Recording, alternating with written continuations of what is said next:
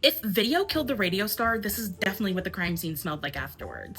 This fragrance is like a sensory portal back in time to a very specific thing that the youth of today will probably never experience: TV static. Welcome to Oddity Odors and Opinions, where we dive nose deep into the strange, the surreal, and the smelly. Today we're diving into the fragrance Electric Feel by the indie brand Death and Floral.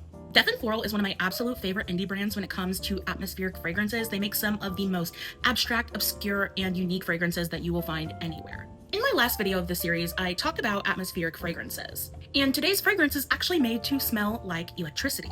According to Death and Floral, this is supposed to smell like a blend of different electricity accords: hot wires, neon signs, TV static fuzz, the electricity that rumbles inside a thunderstorm. Like I said at the beginning of this video, something the youth of today will never get to experience is TV static.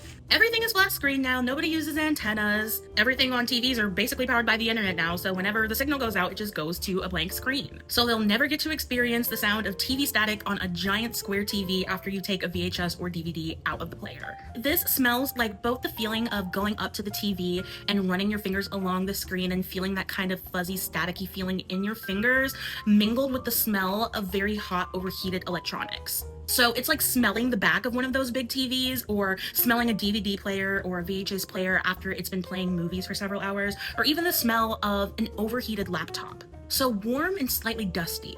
But interestingly, as this wears, it starts to lean into that ozonic petrichor territory. Just imagine the experience of being in your living room watching cable TV in the middle of a rainstorm, and suddenly the cable goes out due to loss of signal, and all that's glowing in your living room is that remaining TV static.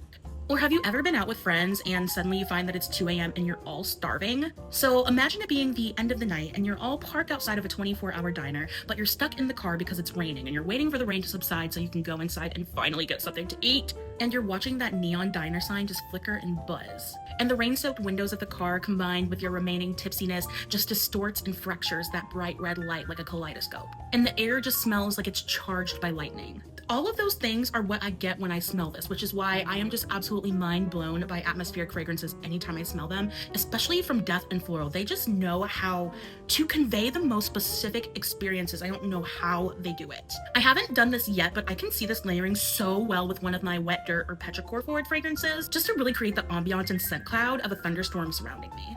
This is truly one of the most unique fragrances I have ever sampled, but I would expect absolutely nothing less from Death and Floral, and I cannot wait for them to open their shop back up because I definitely see myself buying at least a small bottle of this one. If you enjoyed this review, I would love for you to give me a follow and check out the other videos in my Oddity Odors and Opinions series, and if you have any very specific and weird smells that you are looking for a perfume to match, definitely comment and let me know and I'll see what I can do.